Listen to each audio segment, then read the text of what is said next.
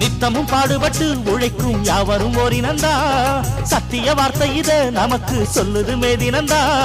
நாம் எல்லாம் வேலை நிறுத்தோம் செஞ்ச தாங்காது நாடு முழுதோ நாமின்றி என்ன நடக்கும்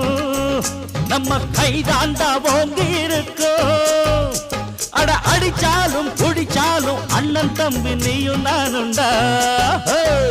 உழைப்பாளி இல்லாத நாடுதான் எங்கும் இல்லையா